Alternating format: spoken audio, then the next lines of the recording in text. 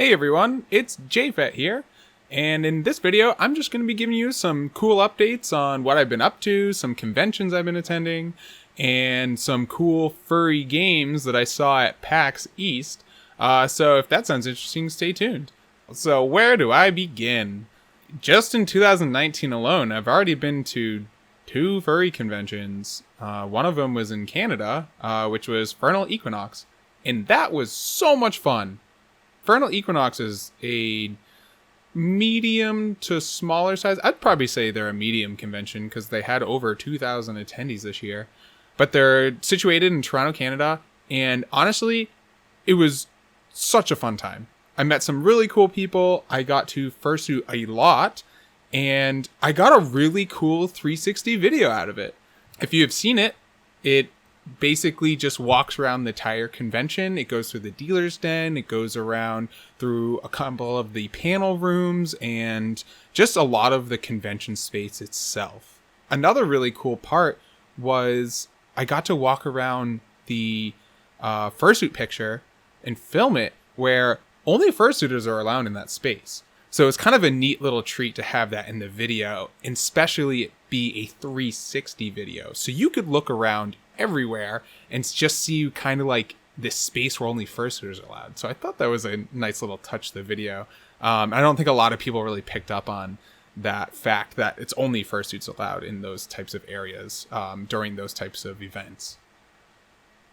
Another really neat thing I got was I kind of improv doing a spy adventure when I had the 360 camera going. And it was a huge inspiration for me to think I could probably make some pretty cool videos that are in 360 camera view. So I have that posted on my channel now, but I have a lot of stuff coming down the pipeline that I'm going to be trying to utilize this 360 technology because it's just a neat forefront to kind of pioneer. And it's just a really cool medium to explore, and especially in the video editing sense, it's literally a whole nother dimension. It really brings a third dimension to how you need to move effects across the screen, how you need to think when you're filming, because you can't really hide things off the edge of the screen anymore because they're all around. Your watcher can literally just see everything. So it's been a lot of fun just working with this 360 camera, and I hope you guys feel the same. So after Furnal Equinox, I went to Furcon. And Furcon is a very small con up in Maine, USA. It's small. It's probably about 500 attendees. I think they actually broke the 500 mark this year, maybe closer to 600 attendees. But being small does not mean it's a bad thing. It was actually a lot of fun. There were a lot of families there, which I love. That's so cool. Like full families, like kids and teenagers and the parents, and they were there for the whole weekend, and they were all just running around having a grand old time. And I love that. I love how supportive this community is, especially the parents out there. Good for you. Thank you so much. I did get a couple 360 videos. As I've been saying, I've been having a lot of fun with that. And one of them is with Jib Cody, and I don't want to spoil a lot of it, but we had a longboard, which is like a long skateboard, if you don't know what that is. But yeah, so there should be a pretty interesting video coming out with that. We'll see. I had some an idea of how I wanted to edit it beforehand, which I don't think that idea is going to work anymore. But that's okay. That's kind of like just how improv and how videos kind of work out. You just kind of go with the flow. So I'm going to be working on that soon, and hopefully I'll have that out in the next couple weeks. But yeah, that one should be pretty interesting. And then I have 2 cons coming up in rapid succession. Golden State Furcon, which is it's a brand new con down in the southern part of California. I don't know. I don't really know that area. I'm from the East Coast, so West Coast, like all the way across the country, is not really my strong suit. I don't know. I'm just getting on a plane, and I'm just hoping someone picks me up at the airport and I get there. I'm really just winging it hardcore. But I'm really excited because it's a new con, and, it's really good to support these new cons in your area, or maybe not even in your area if you're going across the country. But I just can't wait to see everyone. So let me know if you're going, and maybe you'll see me around being a dork with a 360 camera, or just being a dork in general, because that's what I do best. And then a couple weeks after that, I'm going to be in Atlanta for FWA, which is Furry Weekend Atlanta. I went there last year, and it was a lot of fun. It's a huge con. I think it's like the 3rd biggest con in the world. And it's just a good time. They are very good at branding. They always have they have really cool t-shirt designs, and they have a lot of really cool things just around the convention space as well. Although their line situation last year to get your registration was probably the worst situation I've ever been in. It probably took like 5 hours to get my registration. So this year I bumped up my registration to a sponsor, so hopefully I can skip most of that line, or at least not wait like 5 hours, because that was not fun, especially when you get off a plane and then you stand in line for that much time. It's just very mentally draining. Either way, I'm sure it'll be a blast this year. And again, if you're going to that, let me know, and you'll probably see me yelling and being a dork and walking around, so just don't be afraid to come up and say hi. I've also been upgrading kind of like my fursuit props in a way. When I was up in Canada at Furnal Equinox, I got this really cool light up collar. It's actually really good engineering. It runs off just like 2 AA batteries, and it's got a strip of those like rainbow LEDs. I don't know. It has a whole bunch of different settings. So the one I use the most is motion. So every time I move around, it'll actually light up a whole bunch of colors, which is cool. But it also has a voice. So maybe I should switch to that. But when I'm talking, it'll actually like pulse with my voice, which is pretty cool. But it also can do it to like really loud noises. So if you're at a dance, it can pulse to the music. It can also do just like patterns continuously, or just, I don't know. It's got like 30 or 40 different presets, and they're pretty fun to play around with. I've also been upgrading my speaker box on my chest. A lot of people ask me what that is, and it is just a speaker box. It's not a voice modulator. It's not this fancy technology that I created. It's just a tour guide speaker box. You'll see them a lot in museums or for teachers in classrooms, so they don't have to project their voices much. So the one I have is actually just really cheap. And I'm looking to probably get one a little better, so maybe I can have a more clearer experience with people at cons and stuff. If I have like a different color speaker box, it's probably because I found one that works. But so far I've tried like 3 or 4, and they're not up to the high standard I'm looking for. Hopefully one day I'll get one, or maybe I'll get one custom made that fits the exact requirements I want. But for now, so if that changes around, don't worry. I'm not changing anything. It's just I found technology that works with what I want. And finally, I got a kigu. I'm so excited. It's amazing. The best part is I don't have to wear a full suit. And to people who don't have a full suit, that is, in some situations, the greatest thing ever. Because, one, having a full suit, that's a lot of maintenance, because that's a lot of fur you have to brush, and it's a lot of just material you have to worry about, and it gets really sweaty. Let's say you wear a suit all day, you take it off for lunch or whatever, and you want to come back and your suit's still really wet. You don't really want to put a wet fursuit back on. It's really gross for you. It's really gross for people who want to hug you. It's no fun. So the kigu is great because you can just throw that on instead. And it's super dry and super lightweight. It's great for when I maybe ever do fursuit games or any like high energy panels or anything like that, which I usually don't do. But hey, I guess there's an option now because I can wear my kigu. But it also makes traveling way easier. So there have been cons where I'm kind of like, oh, I don't know if I can do that because, like I'd have to pack a whole suitcase. That's super expensive. But now with a kigu, I can probably just shove it in a backpack and be super happy with it. So I also attended a convention that was not a furry convention, and it's called PAX East. Now, if you're not sure what PAX is, it's a huge gaming convention that happens all across the country and maybe other countries. I'm not actually sure. I'm not going to Google it. But they have PAX North, PAX South, PAX East, and PAX West. And being from the East Coast, I have attended PAX East.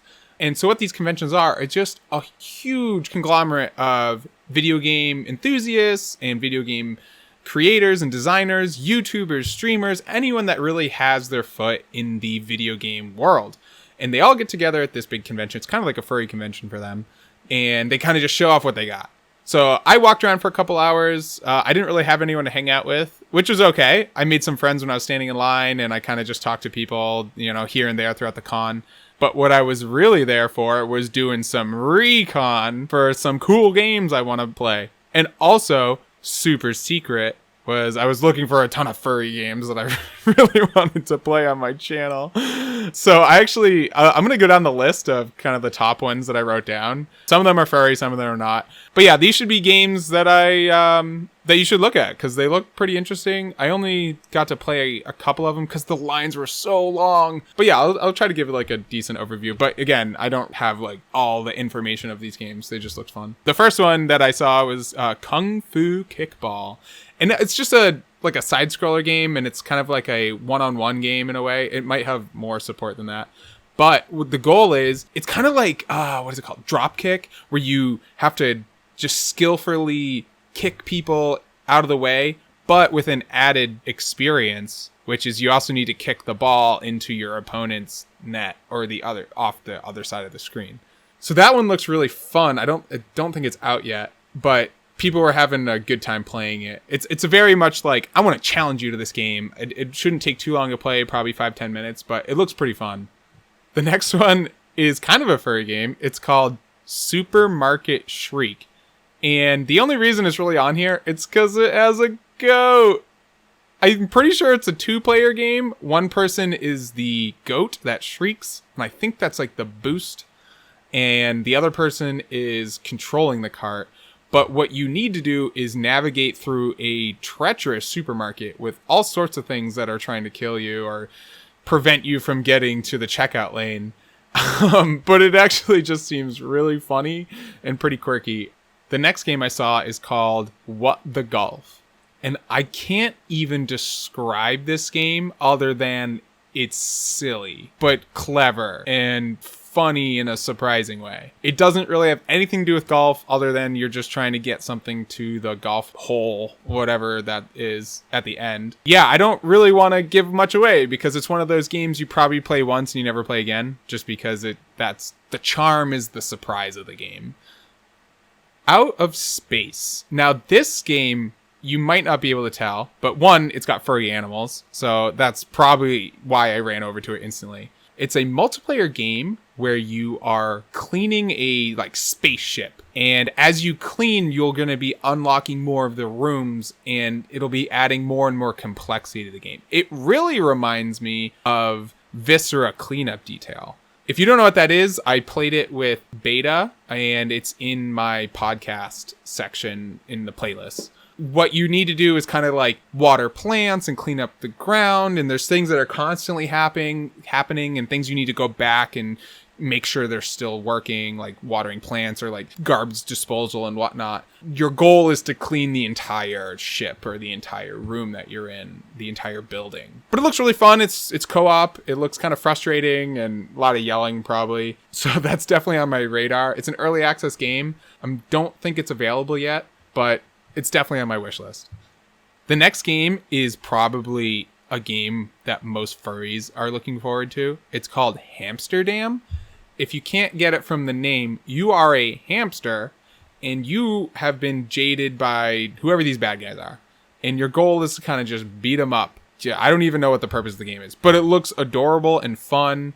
And it's got really good animation. And the people who made the game were really nice. I got to talk to them a little bit too. Definitely check this game out. I think it's out. Don't quote me on that. I'm scrolling on their website right now and I can't really tell. So maybe not. But Hamsterdam looks pretty good. Next on my list is Baron Fur is Gonna Fly. Now, to be honest with you, they had a huge banner across their booth, and I just saw fur, and being furry trash, I was like, oh, what's this?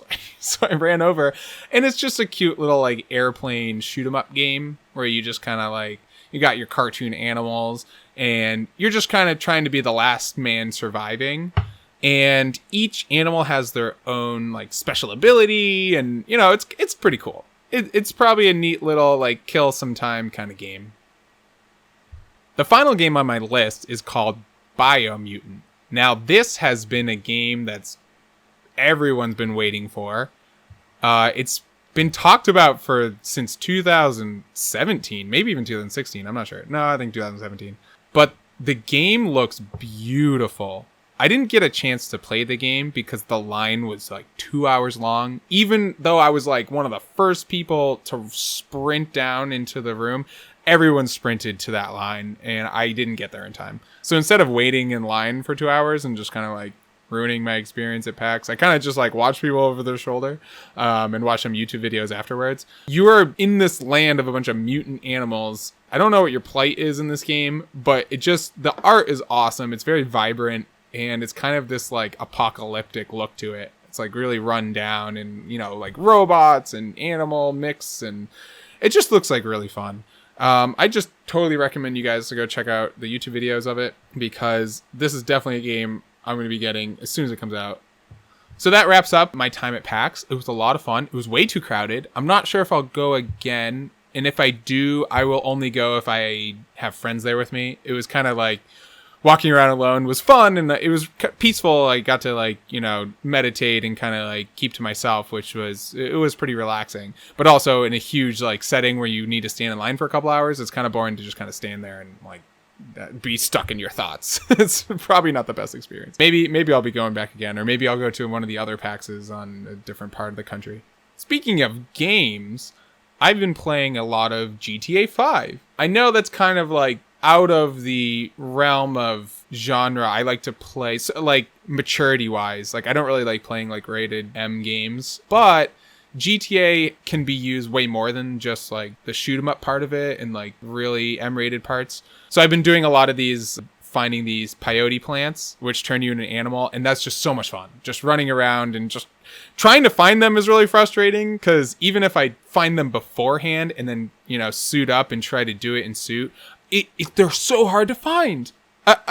Honestly, I might need to get like a mod or something that just makes them glow bright red. Like if anyone can mod the game out there, that would be amazing, because I can't find them. Even if I know exactly what they are, even if I have a map in front of me that's perfect pinpoint of where it is, it's impossible. I'm just not talented enough to find these little specks of plant while wearing a suit. But yeah, it's been a lot of fun, and I love all the comments and all the positivity around the videos. I really appreciate it. And I did manage to download a mod that prevents swearing, because that was a huge thing, at least for me. I didn't like that. I know a lot of my audience is younger, and maybe you guys don't really care about the swears, but as someone who's older than you, I don't like doing that for you guys. So I modded it so I feel more comfortable playing the game. I'm going to probably be adding more mods, just probably silly things to surprise you guys. It just really depends on what I can get to work. But yeah, I've been having a lot of fun with GTA. It's just been a good time. And of course, everyone keeps asking me about RAFT. Of course I'm going to play more. That game's awesome. I just need to get time to really sit down and play it for a while. RAFT is not one of those games where you can play for like an hour and get like 10 episodes out of it. I really need to play for like 4 or 5 hours, and that probably whittles down to 1 or 2 episodes. RAFT is a little slower, and you kind of have to build and that kind of thing, which is fine. I really don't mind that, but it's finding the time to do it. Right now, I'm in the middle of convention season, as I call it, whereas I basically go to a convention every other weekend. So I don't really have weekends to just sit down and play video games for hours and hours and hours on end. But that's definitely something that I'll have after FWA. Probably next month, I will be doing more game videos, because I'm just really passionate about it, and I have so much fun editing them. Some projects I've been working on. I really want to stream video games and just me playing games. I want to play games with you guys. I want to, I don't know, have fun. I am still in the like preliminary works of figuring out how to stream. I don't know. I just don't know how it works. I'm not sure what programs I should be using. I don't know what platform. I'll probably stick to YouTube. I see more people are using that. I'm just more familiar with YouTube, and I know that it'll ping my followers, I think. So it's probably easier for me to stick on that platform, which is probably where I'm going to stay. But the games I'm going to play, I don't know. Like, what do you guys want to play? Like, can we all play a game together? I think so. That would be fun. Maybe GTA would be cool. Or maybe I'll play a game with some people. I think I could probably convince some friends to play a game if you guys want to watch us be stupid and maybe play one of those like cooking games where we're all just frantically trying to not burn pasta and whatnot. Or maybe I'll play a scary game or something and turn all the lights off, which I'm not good with scary games, so that could be interesting.